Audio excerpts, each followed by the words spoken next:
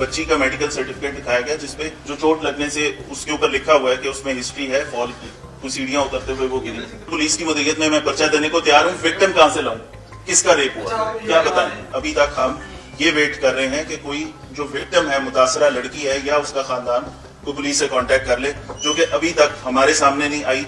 इसके ऊपर मैं खुद भी कॉलेज भी गया हूँ, उनके तमाम कैंपसेस पे, वो जो बच्चियों वाला कैंपस है उस पे भी गए हैं, वहां पे उनसे सवाल जवाब भी किए कि अगर आपके पास उस खातून की कोई इतला है, उस बच्ची की कोई इतला है, कोई कांटेक्ट नंबर है, कोई एड्रेस है, तो वो जरूर बताएं। ये सोशल मीडिया पे एक चलने वाली और वायरल हो जाने वाली ऐसी खबर है कि जिसके बारे में डिटेल्स किसी को भी नहीं पता। परसों रात को ये पोस्ट पहली दफा आई, कल ये वायरल होती रही, उसके ऊपर हमने अपना एक प्रेस रिलीज भी दी कि इस तरह अगर किसी के पास कोई शिकायत है, कोई डिटेल्स है तो हमें बताई जाए।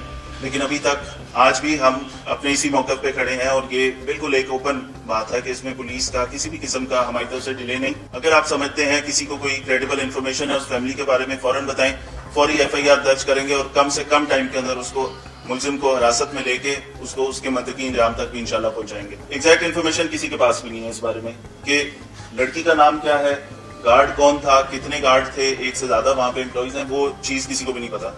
तो इसके ऊपर बिट्स एंड पार्ट्स में जो स्टूडेंट्स इकट्ठे हो रहे हैं उन सब से हमने हर चीज पूछने की कोशिश की, लेकिन किसी को उस लड़की का नाम तक नहीं पता। एक लड़की का एक नाम बताया गया उन्होंने कि फलां नाम की लड़की है, उसको हमने हॉस्पिटल का कॉलेज का सारा रिकॉर्ड चेक किया, उसमें इसी नाम की एक बच्ची है, उसके वालिद से वो अभी हमने उनको इधर भी बुलाया।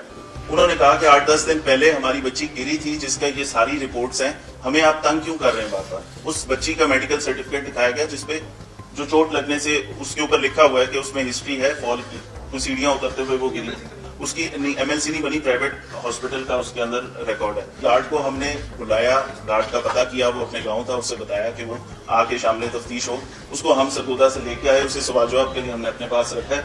उसकी जितनी मूवमेंट्स हैं, जहां पे वो गया, जिस वक्त वो निकला, वो सारी कॉलेज के कैमरों से वेरीफाई हो रही है। उसमें भी ऐसी कोई चीज अभी तक सामने नहीं आई। अनफॉर्चुनेटली सारे इंसिडेंट को एकदम ये प्रोटेस्ट में बदल के, लड़कियों का ये कैंपस था, उसके बाहर बहुत सारे कैंपसेस से लड़के आए, उन्होंने पथराव भी किया, उन्होंने कॉलेज के शीशे वगैरह तोड़े, 2 गेट तोड़ दिए, 4 पुलिस वाले उसके अंदर जख्मी हुए।